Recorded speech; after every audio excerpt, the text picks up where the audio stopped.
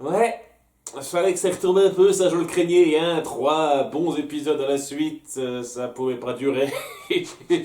Enfin bon, c'est pas mauvais, c'est correct dans l'absolu, mais disons que il y a vraiment un côté soufflé qui retombe après ce qu'on a vu, et lorsqu'on retourne sur des situations aussi simplettes comme ça sur tout un épisode. Bon, sachant qu'il y avait déjà un tout petit peu ça avec le cas du magicien il y a 2 épisodes où c'était moyennement placé, hein, ça aurait pu être placé n'importe où, et là c'est pareil, ça aurait pu être placé n'importe où, cet épisode-là, que ça aurait rien changé. D'ailleurs, ouais, ça souligne un truc que je craignais à la fin de l'épisode précédent, c'est que voilà, Marco n'a pas du tout changé de son expérience dans cette espèce de période de 16 ans où il était dans une autre dimension. C'est le même gars, quoi. Et vraiment, hein, dans la façon dont il est dépeint, dont il réagit, c'est exactement le même ado de 14 ans qu'on connaissait avant. Ce qui veut dire que ouais, ça signifiait pas grand-chose par rapport au développement psychologique du personnage qu'il a vécu. En tout cas, ce qui est montré là, j'avoue qu'il n'est pas super mis en avant en premier plan, mais il est quand même suffisamment montré pour qu'on se rende compte que ouais, c'est le même Marco que d'habitude, quoi. Hein, il a rien véritablement gagné en psychologie, en mental de ce qu'il a vécu. Parce que bon, faut pas trop sortir les gens de leur statu quo, que voulez-vous, hein, malheureusement. Donc ouais, c'est un petit peu dommage. En tout cas, voilà, on va avoir des petites aventures comme ça, sans vrai impact, qui essayent un tout petit peu de jouer sur certaines choses qui ont été mises en place avant. Le premier est très intéressant dans son concept, parce que bon, moi j'aime bien les petits concepts de boucle temporelle comme ça, mais bon, c'est traité de façon trop légère et un peu trop what the fuck sur les bords pour être vraiment marquant ou vraiment très réussi. Ça se regarde sans plus. Voilà, on est donc en salle de cours. Et il y a la prof qui fait un cours de maths. Apparemment, celle qui fait les cours pour tout le monde, j'en sais rien. Ou alors, apparemment, ils ont qu'une seule prof pour enseigner toutes les matières à la même classe au lycée. Ok, enfin non, c'est collège, lycée, je sais pas, 14 ans c'est lycée, ça c'est le lycée normalement, le début du lycée. C'est un peu bizarre pour moi que la même prof fasse tous les cours. Enfin bon, il me semble qu'ils ont fait cette remarque-là dans un épisode précédent. En tout cas, voilà quoi, c'est une leçon de maths.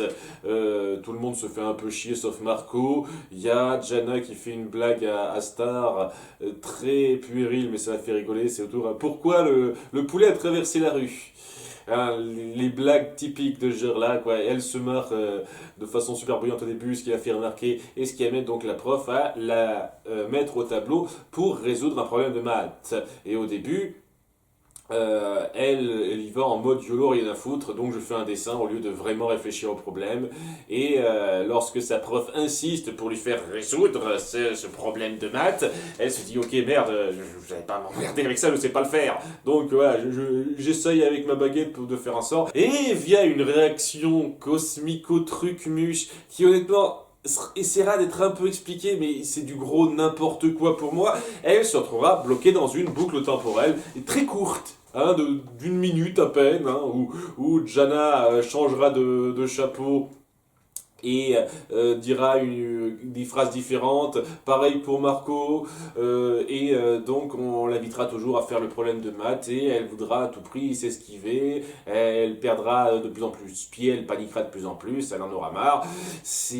C'est classique, ça va en termes de mise en scène. Au début, t'es un peu pris dedans parce que voilà, c'est assez mystérieux comment ça se fait qu'ils disent des phrases différentes. Et on sent clairement que le but, c'est évident, c'est qu'elle essaye de résoudre l'équation de maths qui est mise en place. Mais Elle veut pas le faire, elle veut toujours prendre un raccourci pour ça, et au bout d'un moment, elle en a marre de sauter d'une boucle à l'autre, elle décide d'utiliser ses ciseaux pour aller sur la planète du temps, parler à Father Time pour voir un petit peu ce qu'il en est, comment faire ça. Father Time qui est juste un rôle d'apparition, parce que c'est pas lui qui va lui parler de ça. Mais bon, déjà, cet épisode, tout cet épisode, c'est vraiment, on essaye de reprendre un concept et de l'étendre un peu plus, de l'étaler un petit peu plus, lui donner un tout petit peu plus de signification. Et donc voilà, cette espèce de planète du temps, il n'y a pas que Father Time qui s'y trouve, il y a aussi Space Time, une espèce d'entité qui est alors très classique, j'ai vu ça des tas de fois où il a un truc qui représente plus ou moins l'univers sur son torse, mais c'est un type quand même, quoi. Et donc voilà, il lui parle, mais c'est moi qui me charge de certains trucs par rapport à l'espace-temps. Et donc ce truc de boucle temporelle, c'est plus mon truc, pas celui de père-temps. Vous voyez, donc elle essaye de lui dire qu'il faut résoudre ça d'elle-même, elle a du mal à comprendre ça, donc il va un peu plus dans les détails, et il lui montre qu'il existe un tas d'univers parallèles avec un tas de stars différentes, et à chaque putain de fois, elle se retrouve dans cette salle de classe à devoir résoudre ce problème, et toutes ces versions alternatives l'ont fait. Elles se sont mis à résoudre le problème, à essayer en tout cas de le résoudre le problème, et Star non, notre star principale non. Alors, un petit détail par rapport à ça, c'est tellement pas logique. Déjà, pourquoi elles se retrouvaient toutes dans cette situation-là? Et un truc qui est pas. Qui colle vraiment pas, c'est le fait que si elle est appelée pour résoudre le problème au tableau, c'est parce qu'au départ, elle s'est fait remarquer en riant à la blague de Jana.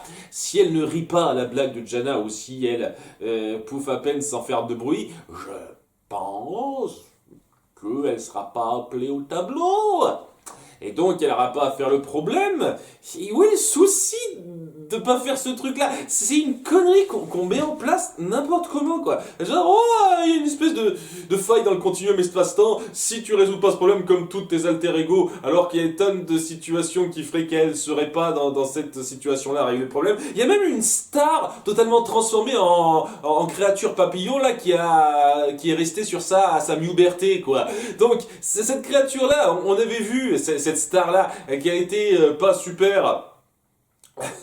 consciente et elle avait du mal à être concentrée. Cette star-là, elle continue de suivre ses cours comme si de rien n'était. Donc en gros, si elle avait fini d'être transformée par sa puberté, elle aurait juste une forme différente, c'est ça que vous vouliez dire dans l'épisode de la puberté? C'est ça apparemment, ok. C'est des règles à la con qu'on balance comme ça pour créer une intrigue, un besoin de résoudre quelque chose qui n'a absolument aucun sens. Ça n'a aucun putain de sens, c'est du gros what the fuck. Genre il faut qu'elle résolve le problème parce que, épisode. À ce niveau-là, je suis désolé de dire ça, mais il n'y avait même pas besoin de créer tout un tas de logiques, d'explications avec space, time, etc. Faites-la juste se retrouver dans la boucle et se dire, bon, au bout d'un moment, il faut que j'essaye de résoudre ce problème. Peut-être que ce sort est lié à ma psyché, etc.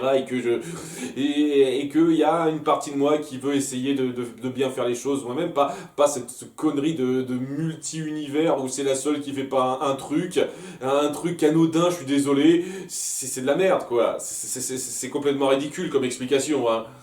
Voilà, là, si vous étiez plus vague sur ce que voulait dire cette boucle temporelle et que vous fassiez juste en sorte que elle soit juste continuellement prise dedans et qu'elle décide à la fin de résoudre ce problème, ça aurait été mieux. Mais bon, on essaie de donner une explication à la con qui n'a aucun sens. Et vous voyez, ça n'a aucun sens que ça n'arrête pas de changer d'une boucle à l'autre, d'après ce que vous dites, si on reste à chaque fois dans le même univers, la même star, etc. Parce que voilà, on essaye quand même de démontrer que c'est toujours l'univers qui doit être corrigé, qui doit avoir le fait que Star résolve le problème de maths. Donc, pourquoi ça change? Pourquoi les détails changent? C'est du ta gueule, c'est magique. Genre, les autres univers ça a une petite influence là-dessus, s'infiltre un peu là-dedans. pour essayer d'influencer ça, mais pas de la même bonne façon, j'en sais rien, c'est n'importe quoi. Et si vous étiez juste resté sur la base, genre un jour sans fin, vous voyez, où on donne pas d'explication, où au bout du compte, faut juste faire un truc pour y arriver, ça m'aurait pas dérangé. Mais le fait de vouloir donner une explication complètement débile et n'importe quoi tesque, ça me sort pas mal du truc, je vous cache pas. C'est un peu n'importe quoi, ça essaye d'être intelligent et poussé, alors qu'au bout du compte, ça devient plus ridicule. Alors que voilà, vous auriez pu faire un truc sans explication, elle est dans une boucle, elle doit faire un truc pour en sortir, voilà. Bon, hein, c'est pas non plus extraordinaire, mais bon, ça aurait suffi. Enfin bon, en tout cas, elle finit par se retrouver à devoir résoudre ce problème-là alors que son espèce d'univers commence à s'effondrer ou une connerie comme ça. Apparemment, le multivers commence à s'effondrer d'après ce que j'ai compris parce qu'elle résout pas un putain de problème de maths, n'importe quoi, à nouveau. Mais voilà, donc il y a tout qui fusionne ensemble. Elle arrête pas de passer d'une forme à l'autre. Il y a une forme qui a un troisième œil comme Tom. Donc, je sais pas, est-ce qu'il y a un univers où elle serait maquée avec Tom et elle aurait pris la même forme que lui d'une façon ou d'une autre? C'est bizarre ça, je dis ça comme ça. En tout cas, voilà. Elle finit par résoudre le problème, enfin elle croit, mais elle y a mis tout son effort pour donner une réponse sincère, etc. Et donc ça défait la boucle et le temps reprend son cours, sachant que bon, elle n'a pas donné la bonne réponse, mais le fait qu'elle a essayé de faire un effort et de réussir, c'est bien. Hein, c'est la morale de l'épisode, je pense. Oh, même si vous n'avez pas la bonne réponse, si vous y mettez du vôtre et que vous réfléchissez un peu là-dessus, c'est déjà un bon point. Et c'est vrai, je suis assez d'accord là-dessus, en tant qu'ancien prof. C'est un truc que je félicite toujours chez les élèves, hein, même quand ils ont la mauvaise réponse. Le plus important, c'est d'essayer. Mais bon, tout ça pour arriver à ça, dans cet épisode, dans les enjeux qui sont mis, je trouve ça un peu fort du café, quoi. Même si la morale est bien en soi, d'un point de vue purement éducatif, mais je trouve ça un peu fort de café de la forcer à ce point-là, quoi. Mais bon, le concept, comme je l'ai dit, c'est un truc qui me plaît énormément. Hein, une boucle temporelle. Et le fait qu'on ait voulu à ce point complexifier ça en foutant presque le concept en l'air en ce qui me concerne, avec des enjeux qui n'ont aucun sens pour moi, ça me nuise pas mal la portée du truc. Même si globalement, ouais, ça va. Hein, c'est pas non plus affreux, mais parce que j'aime le concept une fois de plus. Il y a des moments assez drôles dans la façon dont Star réagit par rapport à cette boucle. J'apprécie ça. Après, ouais, ça aurait pu être mieux rendu, je trouve. Le second segment, c'est un peu pareil. Il y a, bon, le concept casse pas des briques ce coup-ci. D'ailleurs, ouais, ça commence super bien ce segment puisque Ponyhead pleure dans un gros plan bien dégueulasse. Ah oui, j'adore ça, ça faisait longtemps, merci. Et oui, elle sera pas tardée à être rejointe par Star à nouveau dans le même style. Ouais, parce que elle a appris que le club où elle se rendait d'habitude avec Star va fermer. Voilà, ça s'appelle le Bones Clowns, je sais plus exactement, le Nuage Club en français. Je reviens surtout on va dire le Nuage Club hein, pour la VF. Enfin bref, le club qu'on avait vu rapidement dans l'épisode 1, le deuxième morceau de l'épisode 1, où elles se sont rendues pendant quelques minutes. Et on fait tout un épisode centré là-dessus en disant que ça a une importance particulière pour elle. Et c'est pas un problème par rapport à ça. C'est juste que bon, j'ai le sentiment qu'on en fait tellement des caisses. Si vraiment vous vouliez que ça représente quelque chose de si important pour elle, ben je sais pas, faites en sorte qu'on appuie ça davantage dans d'autres épisodes que seulement l'épisode 1. Un tout petit peu plus, je sais pas, parce que bon, peut-être que j'ai oublié ça, mais j'ai pas souvenir qu'on ait tant soit peu appuyé ça autrement que dans l'épisode 1, quoi. En tout cas, voilà, ce club va bientôt fermer. Parce que, d'après ce que dit la proprio, qui donc se cache à travers un masque, donc de façon super fashion, il y a plus personne qui vient et donc il faut payer un loyer qui coûte trop cher. Et c'est là que Star et Ponyhead se mettent dans l'idée de sauver le Nuage Club en regroupant un petit peu l'ancien gang qu'il y avait, parce que là, elles étaient réunies en gang avec d'autres types. À nouveau, hein, ça n'a pas du tout été appuyé avant ça. Et donc, elles vont réunir l'ancien gang pour remettre l'ambiance dans ce club et attirer beaucoup de gens pour que ça rapporte et sauver le club. Le truc très classique des centaines de fois. Alors on va essayer de faire un petit rebondissement à ça. Je vais en parler parce que c'est le truc qui m'embête un petit peu le plus dans cet épisode. En tout cas, ouais quoi, on va avoir nos deux copines qui vont réunir leur petit gang avec Kelly, donc qu'on avait déjà vu avant, qui a rompu avec Tad.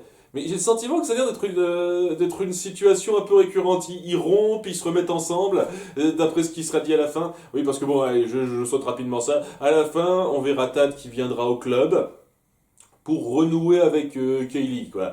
Hein, Tad, si vous vous souvenez, c'est une espèce de complément capillaire, mais c'est aussi une personne, c'est un petit peu bizarre une fois de plus, mais voilà, visuellement c'est assez rigolo. Voilà, et ici, apparemment ils ont rompu plusieurs fois d'après ce qu'il dit, donc voici une relation de je te quitte, genre on revient ensemble et on s'aime quand même, apparemment, voilà. Donc ça n'a pas beaucoup de poids, honnêtement, hein, mais c'est pour le gag. Donc elles viennent chercher Kelly, qui est en train de déprimer parce qu'elle a rompu. Ils viennent chercher donc une espèce de mec requin. Alors très particulier parce que il a totalement la symétrie du requin. En fait, il est droit comme un requin, seulement il est debout. Voilà, il n'a pas une tête qui ressort avec un coup comme ça. Et ça fait super bizarre à voir. Enfin bref, il est en train de travailler comme serveur et on l'exploite un peu. Et pour répondre à ça, il y a Star qui transforme le patron en carotte. Genre, tu peux faire ça n'importe quand, tu peux transformer un type en carotte. C'est genre de détails, de petits délires à la con comme ça qu'on place dans un épisode, et tu te demandes, mais pourquoi tu fais ça pas plus souvent? Sérieusement, t'as le pouvoir de Coco Lapin dans Dragon Ball, et tu l'utilises pas, quoi. C'est un pouvoir qui déchire, hein. Bon, c'est un peu ridicule sur les bords, mais dans l'absolu, punaise, ça déchire ce pouvoir. Tu l'utilises pas plus souvent, ça bien entendu, parce que c'est un gros délire de sortie n'importe comment, qu'il y aura aucun impact par la suite. Alors que ouais, sort de transformer quelqu'un en carotte, donc de le priver de ses mouvements. Ce genre de truc, putain. Mais fais-le plus souvent, quoi. C'est un des sorts ultimes que tu pourrais pondre, mais non, tu le fais pas. Et excusez-moi, hein, je sais que c'est pas grand-chose, c'est juste un gag à la con, mais voilà, quoi. Ça s'inscrit dans une série qui essaye de raconter quelque chose de sérieux une partie du temps sur son fil rouge global. Donc, ouais, c'est un peu ennuyeux. Un petit peu ennuyeux, ce genre de délire de merde, hein.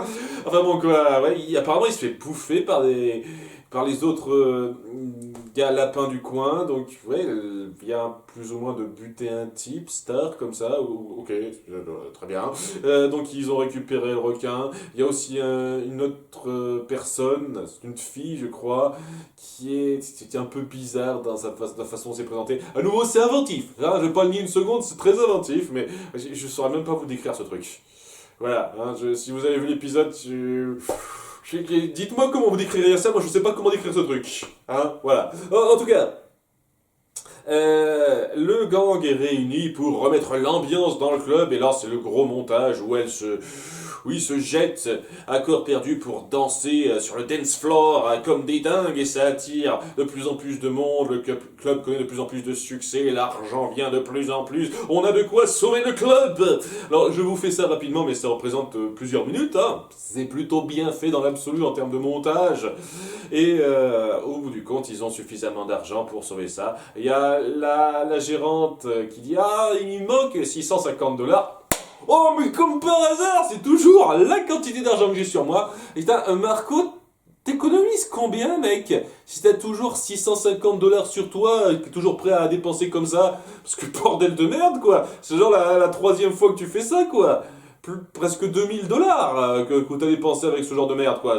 C'est assez dingue. C'est assez dingue, je trouve. Donc, ouais, ils ont suffisamment d'argent, mais c'est là que la gérante leur dit qu'au bout du compte, si elle ferme les portes, c'était pas vraiment pour ça, c'est juste une excuse, mais parce qu'elle se fait trop vieille. Ça fait 5000 ans qu'elle est là, et elle se découvre enfin, et donc c'est une vieille peau. Et qui dit, ouais, c'est un peu trop tard pour moi, ça me fatigue un peu ce truc-là, et c'est pour ça que j'arrête.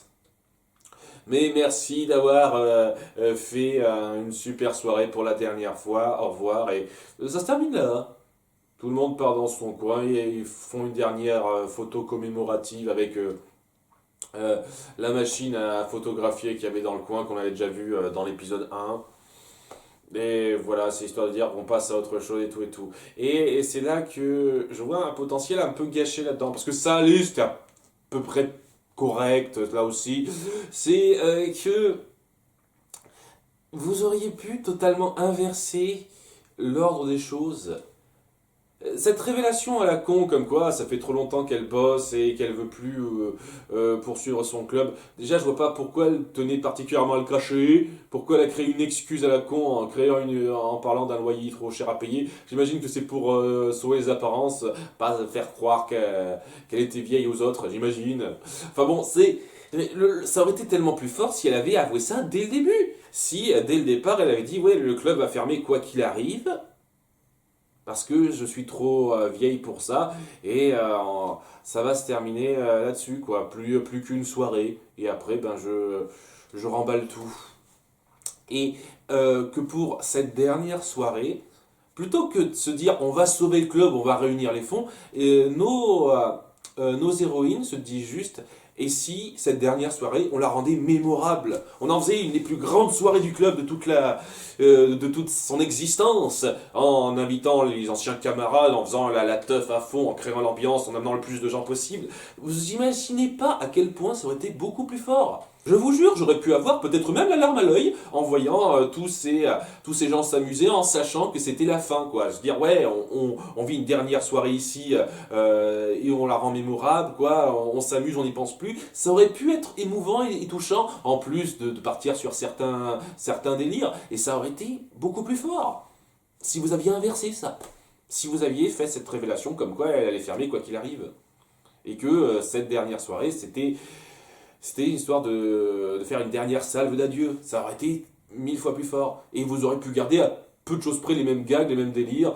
Même si certains étaient un peu grossiers, une fois de plus, ça aurait rendu pareil. Mais rien que le timing, la façon dont on met les choses en place, l'ordre dans lequel on révèle les choses, je peux vous dire, ça change pas mal de trucs. Et ouais, les motivations auraient changé un petit peu pour nos personnages, et ça aurait été 2 ou 3 fois plus fort que ce qu'on a là. Parce que ce qu'on a là, c'est, comme je dis, vaguement correct. Ça aurait pu être plus que vaguement correct si vous aviez changé ce petit détail-là. Mais c'est pas le cas. Et donc voilà, c'est histoire d'appuyer que les choses changent des fois, certaines choses se terminent. Et il faut poursuivre malgré tout. Et ça aurait été largement plus fort si ça avait été mieux appuyé dès le début. Mais bon, c'était correct. Ça a confirmé les craintes que j'avais, que ouais, nos personnages, en tout cas Marco, en tout cas, parce que ouais, Star, ça va. Les situations dans lesquelles on la met, ça ne se met pas en contradiction avec les nouvelles résolutions d'elle qu'on a vues. Donc reste optimiste quant à l'évolution vers laquelle elle a commencé à partir. En tout cas, oui, Marco, ouais, de ce qu'on en voit, c'est le même gars qu'avant et l'évolution qu'il semble avoir vécue, au bout du compte, ça ne signifie rien. C'est un peu dommage, un petit peu dommage. Mais ouais, ça allait, c'était correct. Voilà, et c'est mieux que pas mal d'autres doubles épisodes avant. Si, il y a ce genre de truc, en termes de perte de temps, entre guillemets, d'épisodes de parenthèses qui servent à rien, mais qui appuient un petit délire du moment, je passerai un meilleur moment que ce qu'il y avait eu dans la première moitié de cette saison, hein. C'est sûr, parce que c'est quand même moins insultant et moins du délire à la con qui rabaisse les personnages malgré tout. Donc, faites ça, puisque j'imagine que ça doit être assez difficile de faire des épisodes qui appuient de façon sérieuse et forte les personnages et leur développement, et que de temps en temps vous devez partir sur quelques petits délires de ce genre-là, et ben ce genre de petits délires-là, ça va mieux que l'autre. Hein, c'est beaucoup plus supportable, je reconnais. Donc, c'était correct, j'ai pas passé un mauvais moment, ça fait un peu souffler qui retombe par rapport aux épisodes précédents, c'est sûr, mais c'était loin d'être aussi désagréable que d'autres épisodes de parenthèse qu'il y avait avant. J'espère au moins que ce niveau de qualité-là sera poursuivi. Hein, de toute façon, je m'attendais clairement à ce que ça reste pas du même niveau que l'épisode précédent ou que l'épisode 14, c'est évident. Mais j'espère au moins que ce niveau de qualité-là, ce sera un peu poursuivi et qu'on retombera pas aussi bas qu'avant, même si j'ai l'impression que je me fais un peu des illusions par rapport à ça, mais nous verrons bien. À bientôt pour l'épisode 18. Bye!